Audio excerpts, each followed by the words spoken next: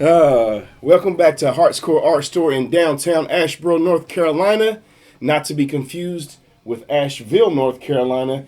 Many people make that mistake.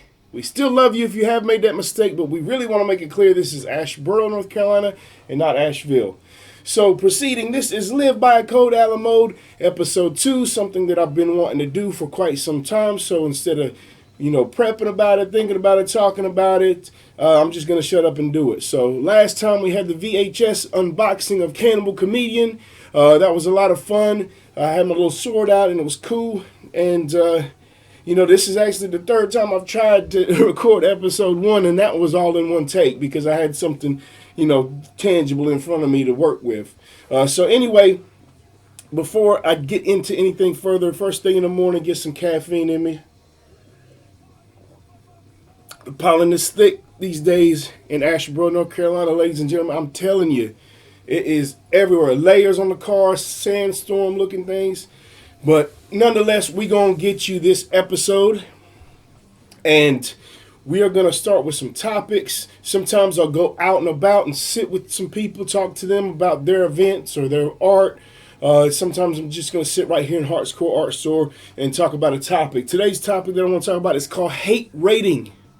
And that's something that's become very evident and clear that can be a problem for us independents. I'm going to get to that in a second. But what I'm talking about, hate rating, is when somebody really is consumed with so much hate that they feel like they got to get online to these certain platforms and websites, things that are very useful tools for filmmakers in general, get on there and hate so badly that they leave extremely low reviews or low ratings and then extremely bad and hateful reviews. Case in point, Snow White. Snow White came out a few weeks ago, and all the rigmarole that's surrounding this film has been, it's been a cloud since they even started production, talking about the cast and, how they were going to approach the story. And it's just been this dark cloud ever since the mention of a live action remake. So anyway, that's been going on, and people have really gone above and beyond and said some of the most hateful, it's just really hurtful things, especially to the cast members. The bullying has been insane. I mean, I saw pictures of the lead actress, and they put a microscope, it's zoomed into her back and was looking at her back, and it has hair on her back. Well, we're humans. We got hair, you know what I'm saying? And they're just like under a microscope, literally at that point, just the body and the appearance. And it's just really sad to see people get to that point. And, for what I'm talking about, it could really harm us as independents. Take a trip back in time with me a little bit. If you're any kind of film buff, you understand that IMDb is, top of the top of for information. At least it's a database that is quickly and easily accessible. It's also got a really good reputation, and it's reputable. So back maybe, I don't know, years ago, they had forums that you could get on there and talk to people once you saw a movie, and you could talk about it. You could see how the symbolism hit you, or you could try to figure out how you thought the ending was, ending explain type things, and people would explain their ideas of the ending and what it felt to them and how it touched them and how they reacted to it. Well, people got on there and doing kind of the same thing that they're doing with this hate rating. They got on there and they started, pretty much trolling and hate, trolling, hate. So that became something that they ended up taking away. So you can't get on there and do forums anymore. Basically, the closest thing you can get to that is Reddit.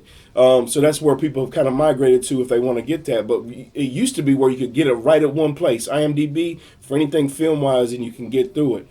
So really, the hate rating, what's going on right now, that could be detrimental to us independent filmmakers, because that's a tool that we use to show off our film.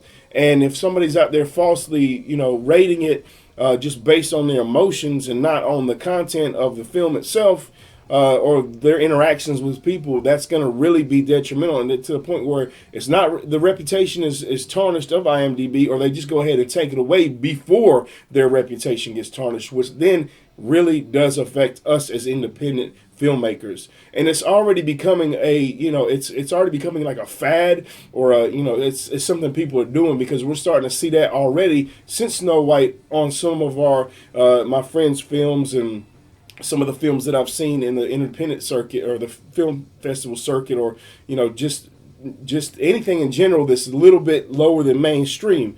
And I'm seeing that people are really taking the time and like, okay, well, like Snow White laid that groundwork for us. Now we can hate on everything that we really don't like, and they put it out there. And I really don't like that, because we live in a world of hypocrisy. I understand that. A lot of times I feel like I'm being hypocritical, and so that I have to take a hindsight and take a step back. So I've been thinking about like really how to approach this without really doing that. But honestly, it's really the same people that are really concerned with this cancel culture, trying to cancel culture. And it just feels like it just, there's the more vocal and more hateful that this demographic of individuals are, the more it's like that's exactly what you say you really don't want in our country, or not our country really, because filmmaking is all over the world, but you don't want that in the culture. But then you're okay to do that and bash and bully somebody. Now, there is 1,000 people plus that worked on Snow White. You can look at the credits at the end of it, and it just rolls down, 1,000 plus. So off of the basis, off of your experience with 1-2 individuals on what you think that they are like in real life, you're going to be detrimental to the company, to the actors, to the actresses, to the production team, to everybody involved in that. So I'm going to go ahead and move from that, but I really wanted to put that out there because I'm really tired of this hate rating. At this point, it will become a problem. With a little bit more caffeine in me. Cheers to you, Khonshu and the Skull. I'm really trying not to speed through it, but I'm not trying to lag, you know what I'm saying? So like it's been a learning lesson with this. I don't want to put like a time limit on it. I want to go through it. I want to have my personality in it without really trying to deter it and not try to speed through it. And I don't want to slow down it either. So like just bear with me. This is episode 2 of Live by Code a la Mode. This is for something special for the 20th anniversary of Mightier Than the Sword Records. And we're really excited to share this year with you. And we got a lot of cool stuff coming up. So really something that I want to get into, and I did this when I was a journalist. I wrote for the Examiner when I lived in China. It was a British website, so I would do like monthly tops for my films and just media in general. So like I kind of want to revive that, bring that back to life, because man, I had hundreds of reviews on that website, and then when they stopped, that website just disappeared. Thankfully, I had everything that I wrote, in Word files and documents and things like that, so where I can put it out there. But like pretty much my portfolio went from hundreds of published journalistic pieces to just a dozen or so at that point. So I really want to revive. There's some things that I really enjoyed during that time period, and this is one of them. So it's like top 5 for Ty. Ty's top 5. And it's the end of the month, the beginning of a new month. So like just kind of try to bookmark that. Now, when I'm talking about Ty's top 5, I'm not talking about, excuse me, I got some junk in my eye still. Ugh! I thought that washcloth did its job, but it did not. Dang. All right. Anyway, what I'm talking about my top 5, I'm not talking about the best. I'm not talking about the worst. People, I feel like people should, refrain from using the words best and worst film of all time. It's like what it talks to you. What's your favorite? Beauty's in the eye of the beholder. We've heard that since we were youth. You know what I'm saying? So like this is something that we have to try to learn to kind of reword how we have our conversations, because just a little kind of tweaking and maintenance with how we speak day to day can really benefit relationships. It can benefit the community. It can benefit how people interact with each other. Because when you say something like this is the best film or the worst film of all time, then you start getting somebody feeling like they're pressured into liking it, or they feel like they did something wrong if they don't like it or like it, depending on how you are so passionate about it. And really, the people that say this are never the ones that are passionate about the film or the artwork anyway. They just want to be out there being the hate rating. They want to be out there front and center, just getting that attention for whatever reason, or they've been scorned in the industry, or they've been scorned or turned down or whatever. Anyway, so this top 5 is my favorite for the month. It's different types of media, whether it be film, books, music, events, performances, concerts, whatever. I'm going to go ahead and start with, and this is no particular order. The first one I want to start with is called Mutant Fiends. And if you listen real low in the background, we're playing that song.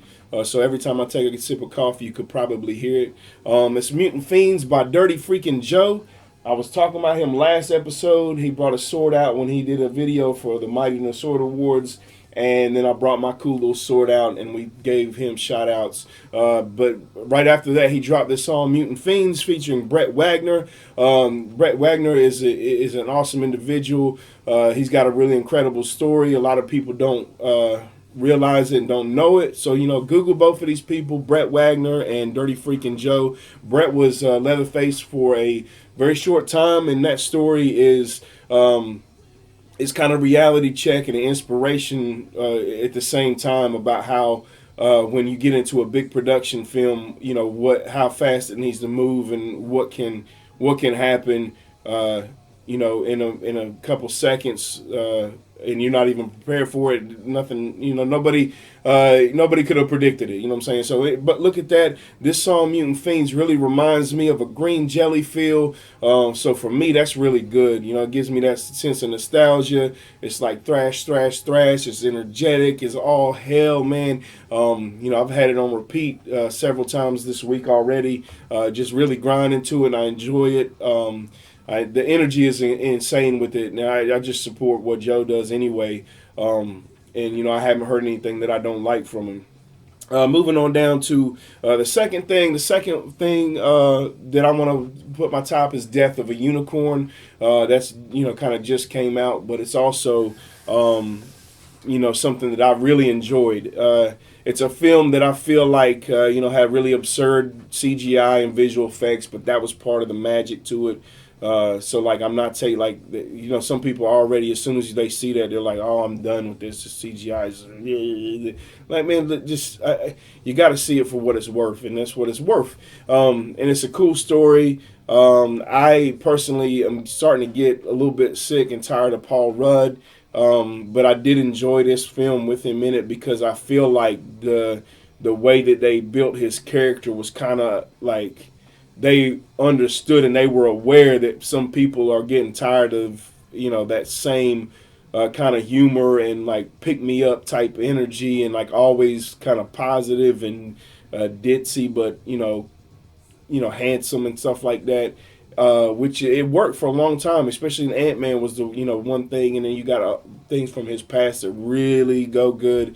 But I mean, it's not really changed or derived from that very much. Or steered away from that very much. So this one, I think, like the production team, and they were really directing him into embracing that. So you really feel like there's some instances in that film where you start to kind of hate the decisions Paul makes or his character makes. I can't remember the name of the character, but you start to hate and you start to be like, man, this is not a good look. He shouldn't be doing this, especially with his daughter and play and stuff like that. So you start to see that, and I think that was intentional. It could, that's the beauty in film and art in general, because you get to decide for yourself what you feel like it makes you feel, what that story told you. Also, I feel like that there was some layers and tones of not necessarily a parody of biblical time or biblical literature, but like it seems like it wasn't, and not poking fun, but just being like, you got this unicorn and this made up this mythical creature, and then you kind of got they mentioned something about Christ in it. I don't really remember the context of it. I think it might have been when they were talking about how tapestries and art might have influenced the way that the congregations were kind of put in, like, herded, you know what I'm saying? But I'll have to go back and watch that. But anyway, there's a scene at the end. This is not a spoiler, but it has the three unicorns, and it just kind of, like, to me, and when they were talking about that, I started really looking at it and being like, this is like the Father, Son, and Holy Ghost. I don't know if that was an intentional thing, or I'm just really reading more into it, or it's just something that really that hit me. But all in all, I enjoyed the ride. It was really good. I can't remember the dude's name, which that's that's bad because I'm trying to not really review it, but I'm trying to at least spotlight it. But he played the Adam Warlock, and he's been in the Narnia movies. But every time I see him, he just really excels more and more. And I feel like he did really good in that one. I'm gonna move to the next one. It's the third on the list. Blood, Sweat, and Tears. Blood, Sweat, Tears, and More Blood, The Making of Cannibal Comedian, which is a feature-length documentary. And I finally got my hands on that Blu-ray from my friend Jeff. He let me borrow it. I watched it.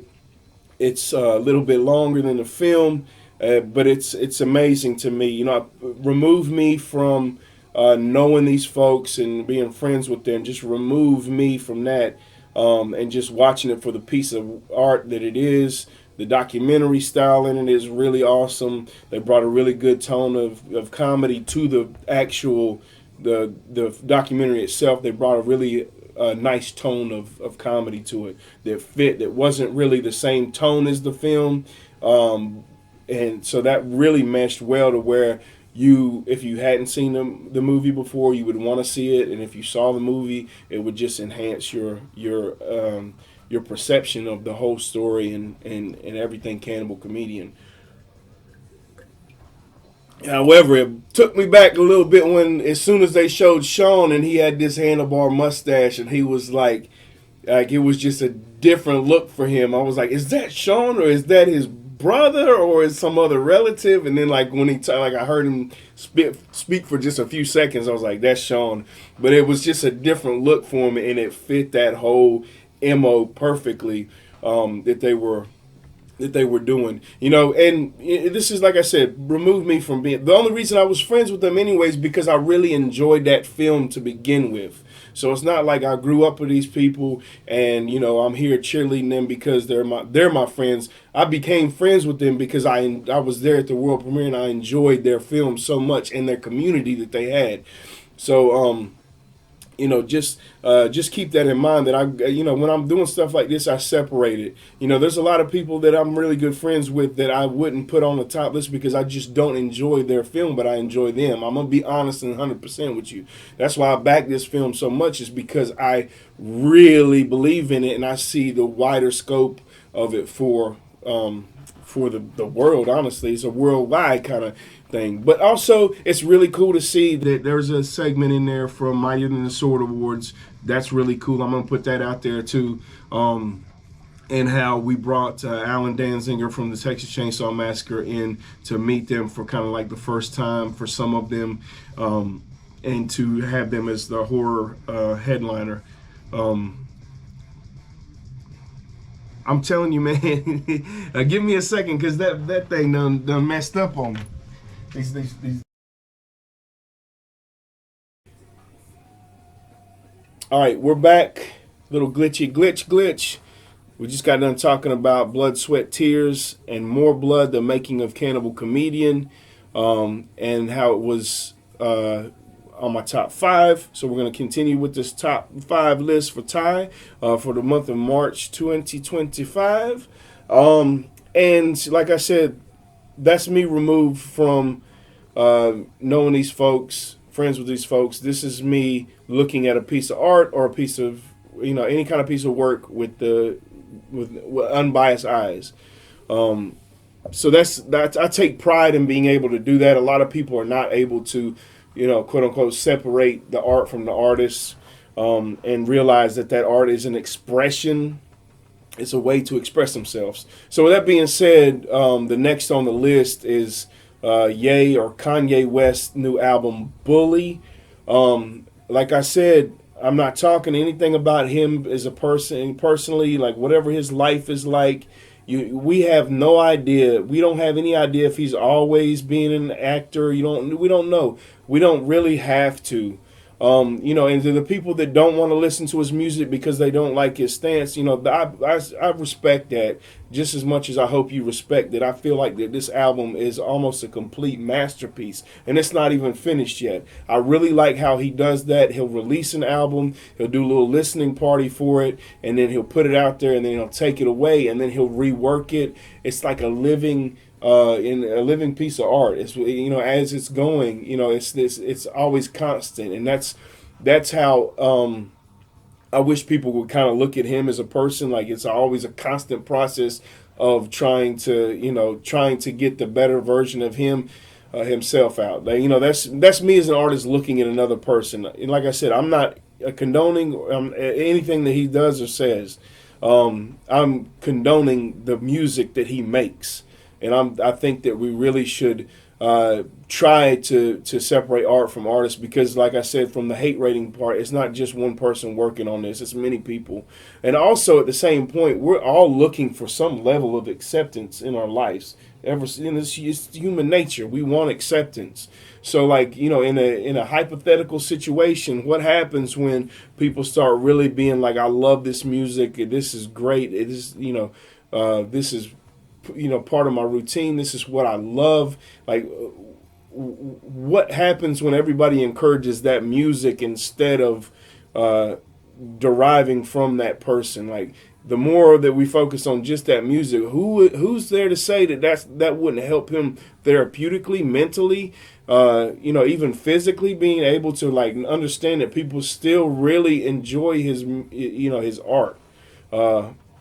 And I think we're kind of seeing that right now because a lot of people are online and they're talking about how it's a toxic relationship with him in their mind, talking about how it's a love-hate thing, and no matter what, he still makes really good music. So I'm seeing a lot of those type of comments more than just the bashing. So anyway, this man on a hip-hop level, I've never heard anybody chop samples up like this guy does. He almost makes it his own song, and that's the backbone of hip hop is breaks and samples and stuff like that, and just like that, and how in tune he is musically. And it seems like when he's on records and albums and when he's creating, he's in tune emotionally with himself. And that's why I say, man, it's very important for that art to be seen and heard. And not just, not even considered.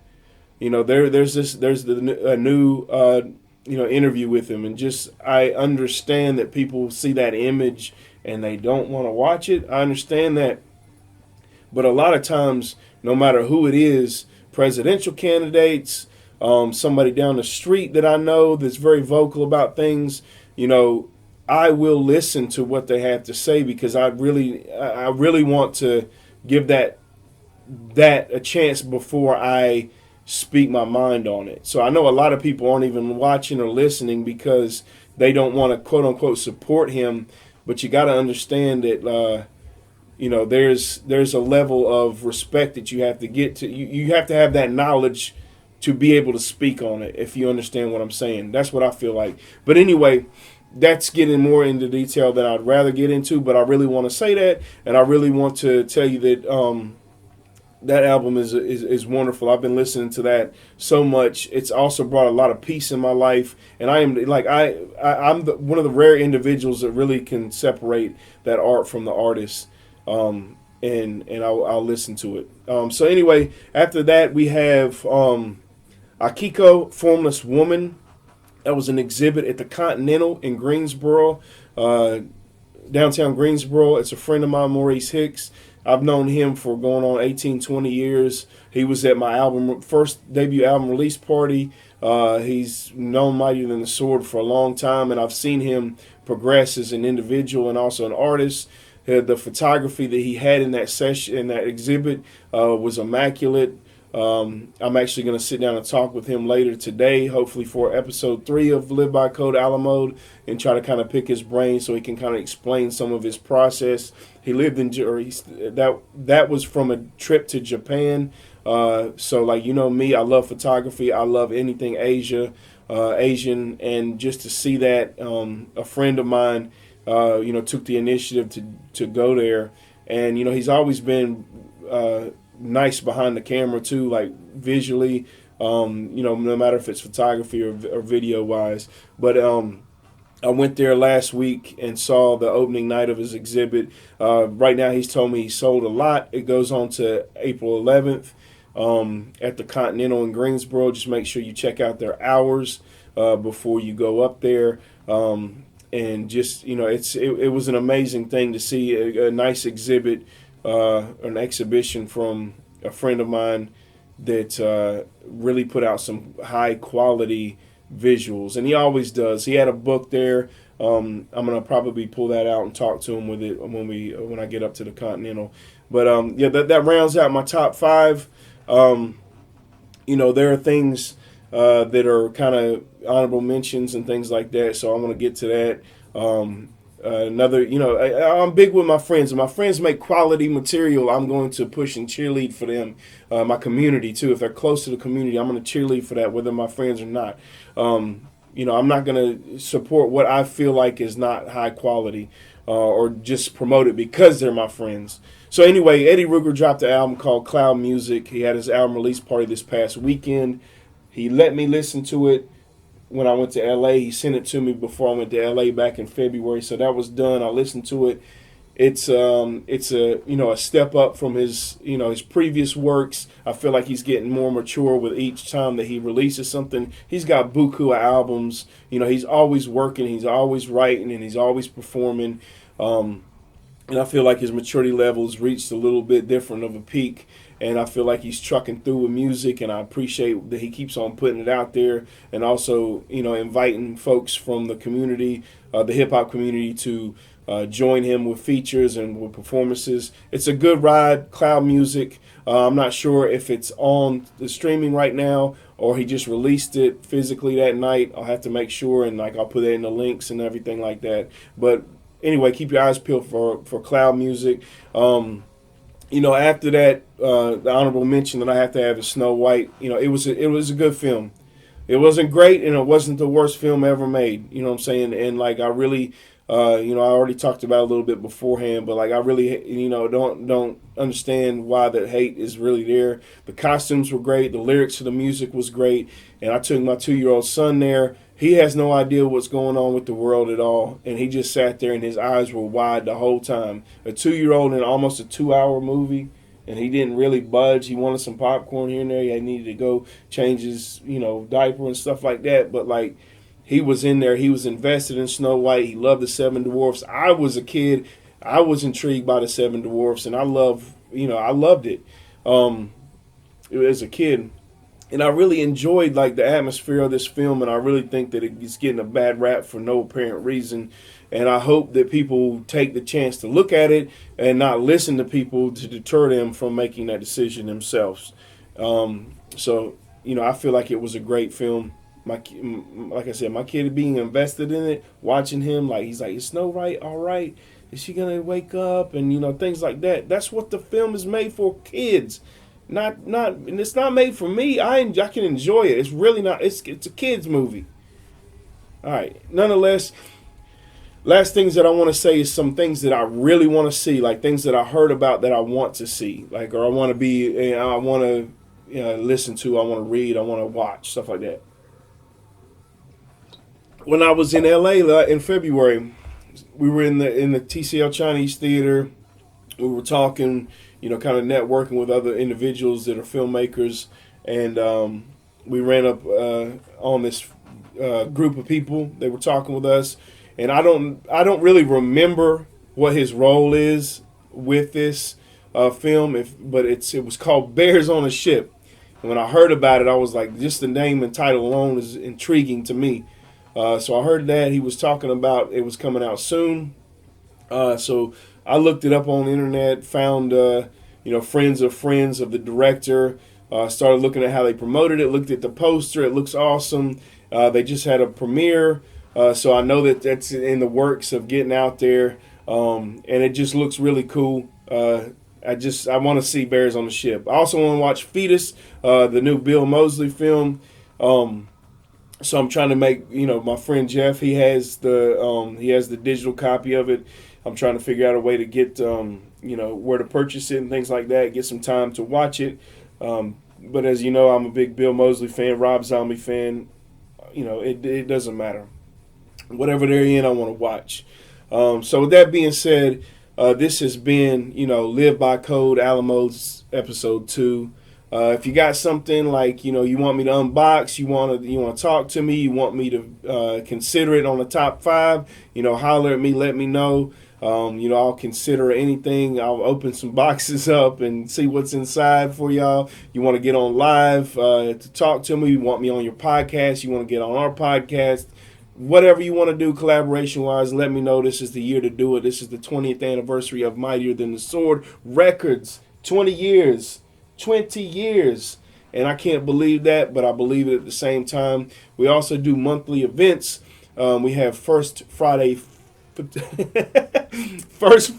Fashion and Photography at 601 Studio 601 in downtown Randleman. That's something we do every first Friday, where I've got a rack of my clothes that I design. You can come in, you can try them on, and you can get your picture taken, and you can get a whole, get professional photos done for your portfolio. And that's something we do every month. It's a free event. In April, this month may be the last time we provide complimentary photo sessions, but we're going to revisit that after this. But the event will always be free, and you can come check it out. We will have packages, deals where if you buy a dress or an article of clothing, you will be able to get that photo session at no extra charge. But we're trying to build that every month. And then we have Third Thursday Think Tanks right here at Heart's Core Art Store until that point gets to where we fill up too many chairs and we need to move to a bigger location. But as of right now, those Third Thursday Think Tanks are here at Heart's Core Art Store every third Thursday of the month. We sit and we talk to people about what they're working on, what they want to work on, what their favorite piece of art is. And, it's for filmmakers, artists, actors, visionaries, you name it. But we do that every third Thursday. And, we have a 20th anniversary festival /concert /documentary filming May 23rd to the 25th of this year, and that's kind of like the big shebang for the year for Mightier Than the Sword. So I appreciate y'all for watching. Please share it around, like it, comment, support what we do, support what your friends do if they do art. Be real with yourself, be real with them, collaborate on a mutual basis, where that means you both are getting equal amounts of what you guys need to excel. I'm big on all those things, and be respectful, but if you're disrespected, then act accordingly. Live by Code Alamo, episode 2. Appreciate it.